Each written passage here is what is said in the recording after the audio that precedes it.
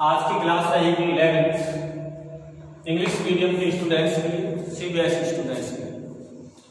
तो अपना next topic है, चैप्टर अपना 10 चल रहा था, मैकेनिकल प्रॉपर्टीज ऑफ फ्लूइड्स। तो आज का जो टॉपिक रहेगा वो रहेगा बेटा इक्वेशन ऑफ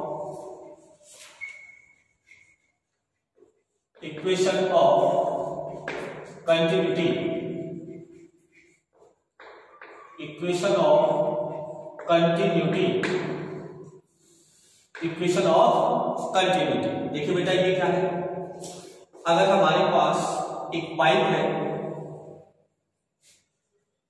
ऐसे में बना लेता हूं,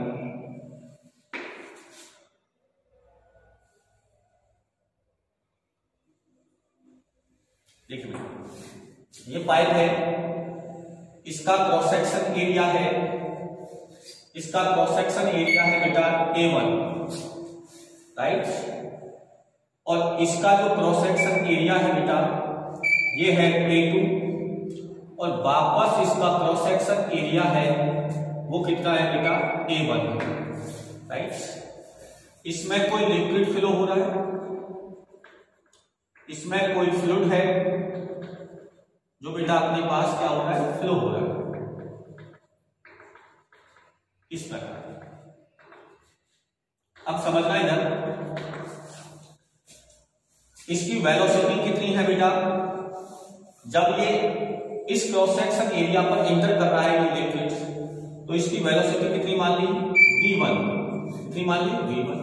और इसके लिए इसकी वेलोसिटी यहां जब क्रॉस सेक्शन एरिया A2 है तो कितनी हो जाएगी बेटा, v2, और वापस यहां कितनी हो जाएगी, v1।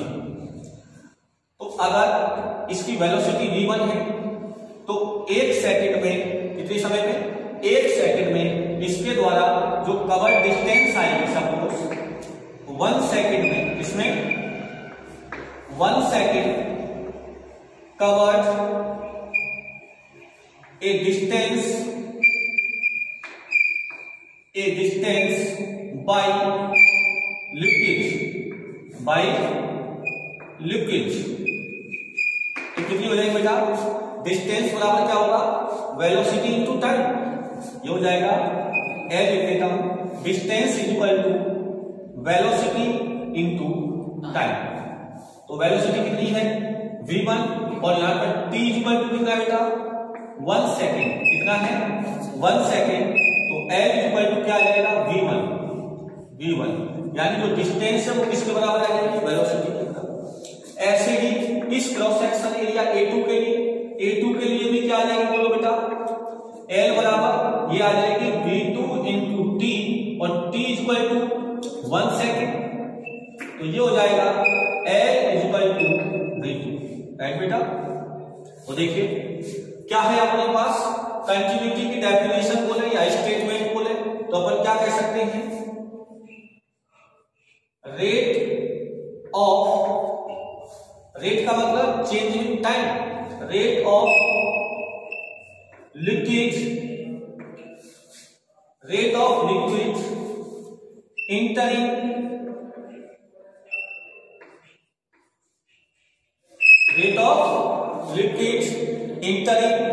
must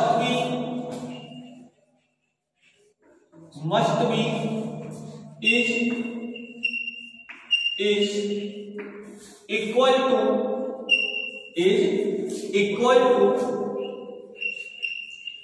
rate of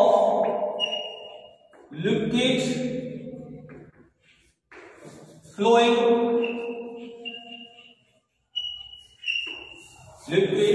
flowing out of the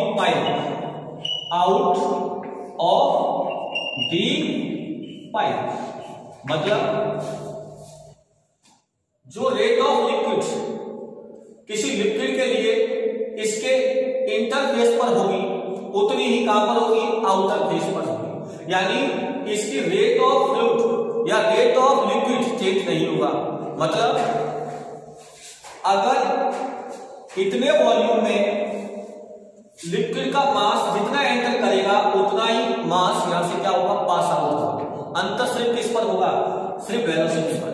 अगर आप देखो, अगर क्रॉस सेक्शन एरिया ज्यादा होगा तो स्पीड ऑफ वेलोसिटी कम होगी, और जहां क्रॉस सेक्शन एरिया कम होगा वहां स्पीड और वेलोसिटी ज्यादा होगी। तो यहाँ पर क्या होगा, यहाँ पर 1 सेकंड में ये लिक्विड कम डिस्टेंस कवर करेगा और यहाँ ज्यादा कवर कर लेगा, लेकिन उसका मास चेंज नहीं होगा। जैसे यहाँ 1 सेकंड में यदि 1 लीटर लिक्विड इंटर करता है तो यहाँ 1 सेकंड में 1 लीटर पास आउट हो जाएगा। बोलो, यहाँ स्पीड से होगा और यहाँ स्लो में होगा। इसको कैसे प्रूफ करना है, तो देखिए प्रूफ करने के लिए मैं मानता हूं late the density of fluid is equal to rho। क्या मान ली बेटा, रो मान ली है। इसके बाद मास एंटरिंग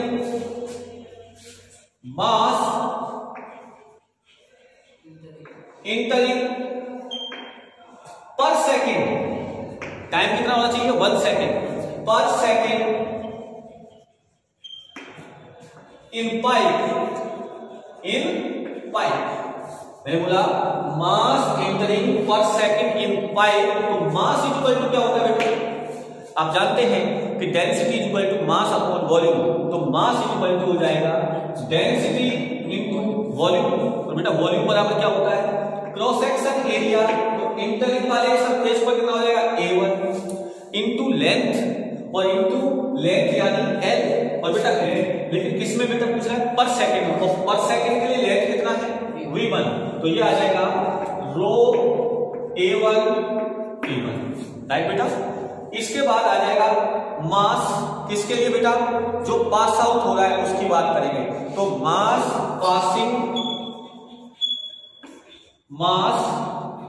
पासिंग थ्रो A2 इन पर सेकेंड।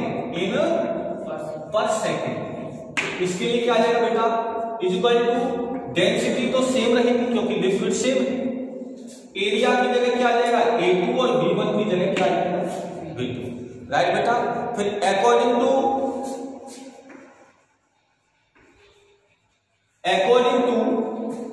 मास कंजर्वेशन लॉ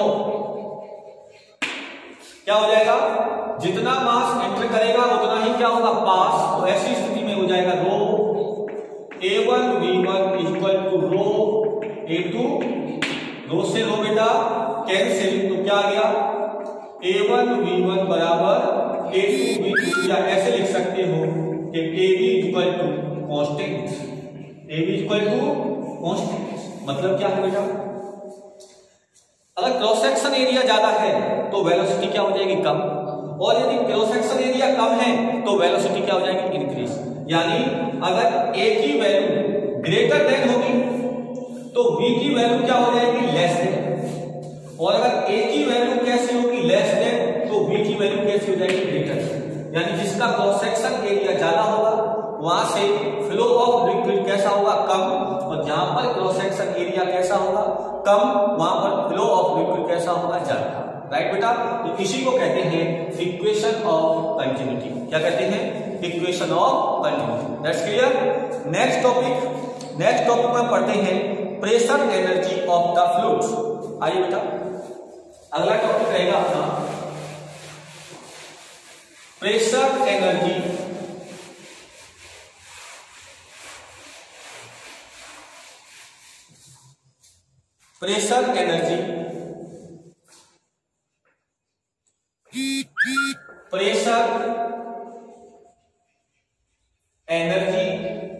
पहला टॉपिक है प्रेशर एनर्जी ऑफ फ्लूइड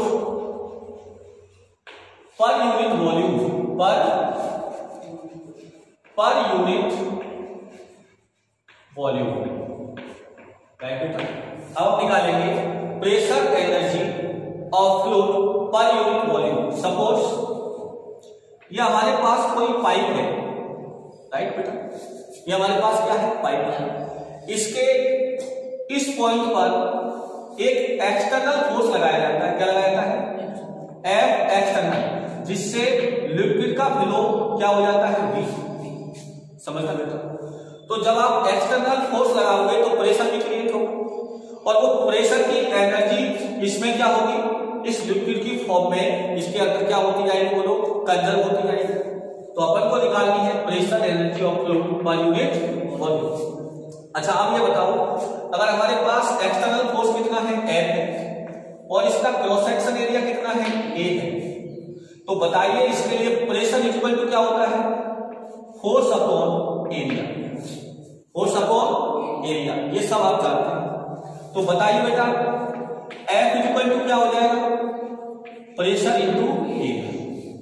और जब जब एनर्जी आई होगी बेटा, जब जब एनर्जी आई है तो एनर्जी किसके बराबर होती है, वर्क डन की, किसके बेटा, वर्क डन की, राइट।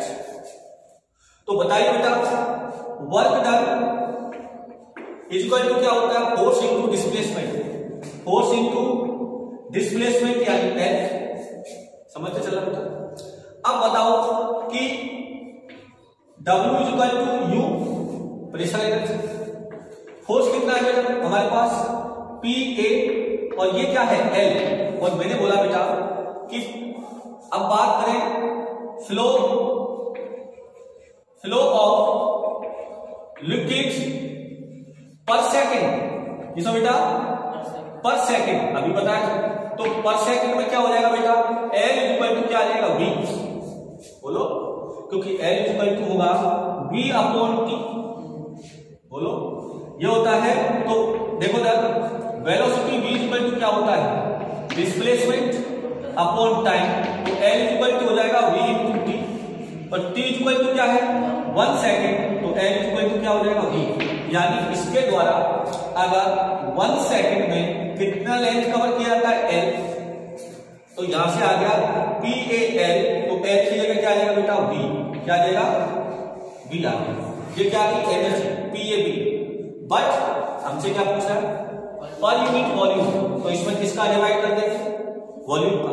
तो पर यूनिट वॉल्यूम एनर्जी इसको लिख देते हैं स्मॉल u से, तो ये आ जाएगी U upon volume, U upon volume. अब बेटा यहां बताओ U का मान कितना है, PAB, और वॉल्यूम अब बताओ इस वाले पार्ट का वॉल्यूम क्या हो जाएगा, length into cross section area, तो ये हो जाएगा AL, और L की जगह कितना आ जाएगा V, अभी बताया L की जगह V, तो AB से AB कैंसिल, तो इस प्रकार पर यूनिट वॉल्यूम के लिए प्रेशर एनर्जी का मान आ जाता है P, क्या आ जाता है, राइट बेटा, pressure energy per unit volume के लिए कितनी आती है, P आ जाती है, राइट बेटा, क्लियर। इसके बाद अगर हम बात करें सेकंड नंबर पर, सेकंड है kinetic energy, kinetic energy of fluid per unit volume.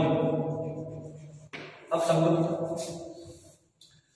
पर यूनिट वॉल्यूम, यदि mass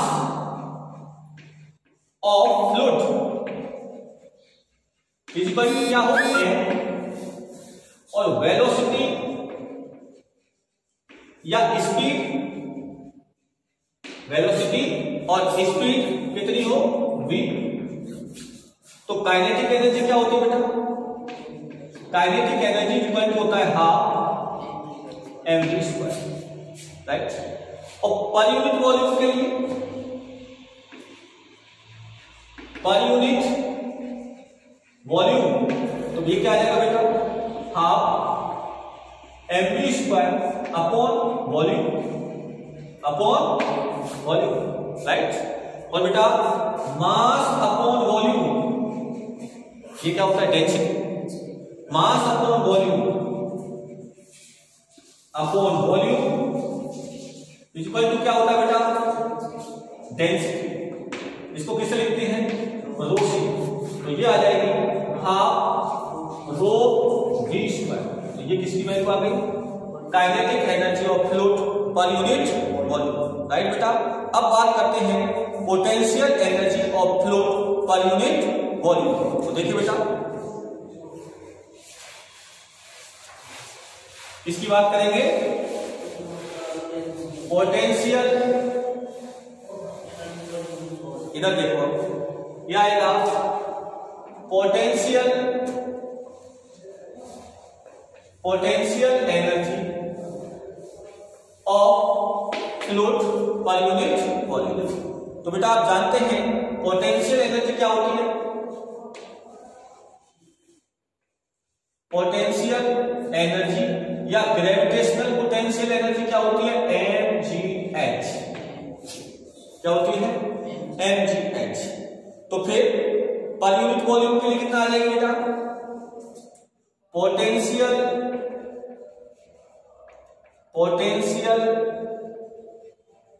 energy per unit volume कितनी आ जाएगी बेटा? mgh upon volume. और बेटा मास अपॉन वॉल्यूम को क्या कहते हैं? डेंसिटी। तो ये आ जाएगा ρgh। तो हमारे पास एक तो आई pressure energy per unit volume जिसका मान कितना था? P। दूसरी आई kinetic energy per unit volume, तो 1/2 ρv²। और तीसरी आई हमारे पास gravitational potential energy per unit volume कितनी आ गई? ρgh। तो ये हमारे पास 3 एनर्जी है। इसी बेस पर अपनी नेक्स्ट हेडिंग होगी और उसका नाम क्या होगा? उसका नाम होगा बर्नौली थ्योरम। क्या होगा बेटा? वो होगा